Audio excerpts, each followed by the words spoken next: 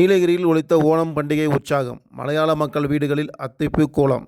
சுற்றுலா பயணிகள் சத்யா விருது உண்டு மகிழ்ச்சி. நீலகிரி மலையில் மலையாள மக்கள் பாரம்பரிய கொண்டாடி வரும் ஓணம் திருநாள் இன்று மகிழ்ச்சியுடன் நடைபெற்றது. குடும்பத்தாரும் உற்றார் உறவினர்களும் ஒன்று கூடி கொண்டாடிய இந்த பண்டிகை கேரள மக்களின் பெருமையை வெளிப்படுத்தியது. ஓணம் என்பது சாதாரண பண்டிகை அல்ல. கேரள மக்களின் காவிய நம்பிக்கையின்படி அந்த நாளில் மாவேலி மன்னன் பூமிக்கு வருகிறார். அன்பும் சமத்துவம் நிறைந்த அவரது ஆட்சியை நினைவு கூறும் வகையில் ஒவ்வொரு ஆண்டும் ஓணம் திருவிழா மகிழ்ச்சியுடன் கொண்டாடப்படுகிறது.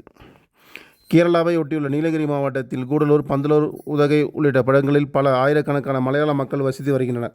அவர்களின் வீடுகளில் இன்று வண்ணமயமான அத்திப்பூ கோலம் தீட்டப்பட்டு பாரம்பரிய பண்டிகை ஆடம்பரமாக கொண்டாடப்பட்டது. சிறுவர்கள், இளைஞர்கள் அனைவரும் புது உடைகள் அணிந்து மகிழ்ந்தனர். இதனை முன்னிட்டு கூடலூர் உள்ள புத்துவரம் மகாவிஷ்ணு கோவில், பொன்னானி மகாவிஷ்ணு கோவில், ஐயப்பன் கோவில் உள்ளிட்ட இடங்களில் சிறப்பு பூஜைகள் நடைபெற்றன. பக்தர்கள் குடும்பத்துடன் கலந்து கொண்டு வழிபாடு செய்தனர். வீடுகளில் மலையாள பெண்கள் பாரம்பரியமாக 20க்கும் மேற்பட்ட காய்கறிகளால் செய்யப்பட்ட அறுசுவை சத்யா உணவுகளை வாழை இலையில் பரிமாறினர். பச்சடி, அவியல், கறி, சாம்பார், இனிப்பு, பிரியாணி, பாயசம் என பல வகையான உணவுகள் விருந்தினர்களுக்கும் உறவினருக்கும் வழங்கப்பட்டன. ஓணம் நாளை முன்னிட்டு உதகையில் உள்ள அடையார் ஆனந்த பவன், நகார் ஹோட்டல் போன்ற பிரபல உணவகங்களில் ஓணம் சிறப்பு சத்யா விருந்து ஏற்பாடு செய்யப்பட்டது. இதனை ரசித்த சுற்றுலா பயணிகள் மலையாள பாரம்பரிய உணவுகளை உண்டு மகிழ்ந்தனர்.